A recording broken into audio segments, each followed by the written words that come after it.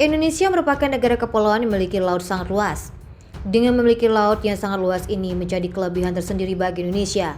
Indonesia tentunya bisa memanfaatkan banyak sumber daya alam di laut untuk kemajuan negara. Oleh sebab itu, untuk menjaga laut Indonesia yang sangat kaya itu dibutuhkan militer yang cukup tangguh. Sehingga tak heran bila Indonesia harus berupaya untuk meningkatkan kekuatan militer tanah air. Upaya yang dilakukan Indonesia untuk memperkuat militer itu terlihat sangat jelas. Misalnya pembelian Rafale yang dilakukan oleh Indonesia. Indonesia bekerja sama dengan Prancis dalam memperkuat militer dengan Rafale. Keberadaan Rafale jelas akan memperkuat militer Indonesia. Selain itu, Indonesia memiliki rencana besar untuk bisa menjadi negara dengan kekuatan militer yang sangat tangguh, mengingat posisi geografis Indonesia yang merupakan negara kepulauan.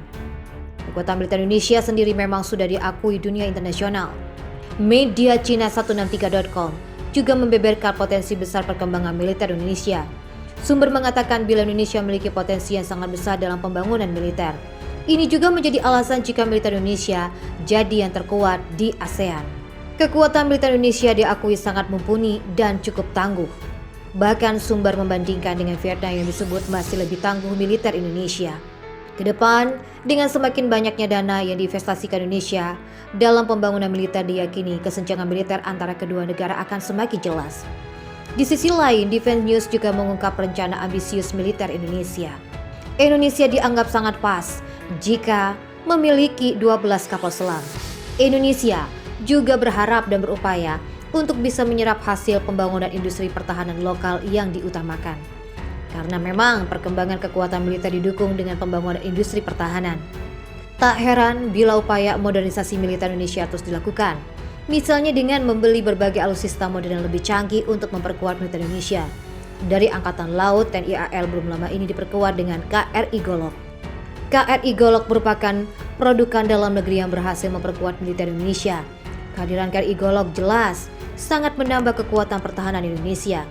Karena KRI Golok bukan kapal perang sembarangan. KRI Golok termasuk ke dalam jenis KCR atau kapal cepat rudal. KCR KRI Golok sendiri dikembangkan oleh PT Lodi Industri Invest Banyuwangi, Jawa Timur. Ini membuktikan bila industri pertahanan Indonesia memang sangat mumpuni. Karena industri pertahanan Indonesia berhasil mengembangkan berbagai alutsista mumpuni selain KRI Golok. Banyak alutsista tangguh yang berhasil dikembangkan oleh industri pertahanan Indonesia. Indonesia memang perlu memperbanyak jumlah kapal perang sejenis korvet dan kapal selam di Natuna Utara untuk melawan Cina. Indonesia mau bagaimanapun masih kekurangan kapal selam dan kapal korvet bila harus duel dengan unsur Cina di Natuna Utara. Indonesia bagaimanapun masih kekurangan kapal selam dan kapal selam korvet bila harus duel dengan unsur Cina di Natuna Utara.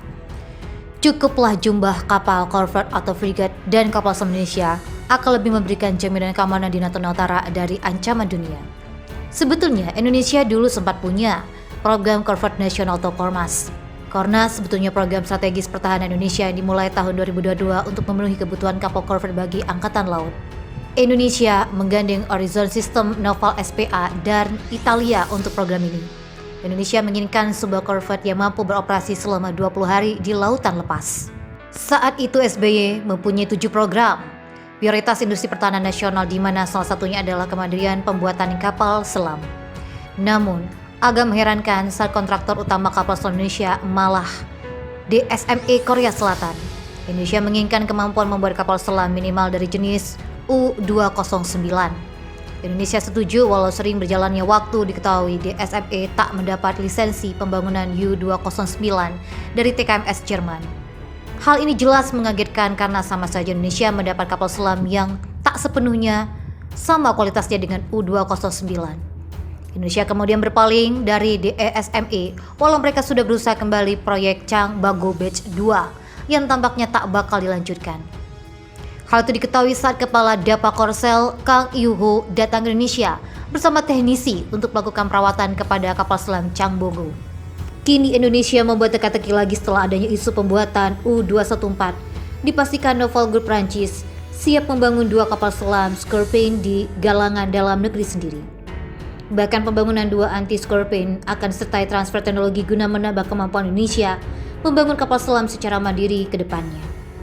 Kedua belah pihak bertujuan untuk menyelesaikan kontrak pada pertengahan 2022 untuk memfasilitasi integritas senjata dan sistem di atas kapal selam, dan penyediaan pelatihan untuk operasi, konstruksi, dan pemeliharaan dengan mempertimbangkan transfer teknologi.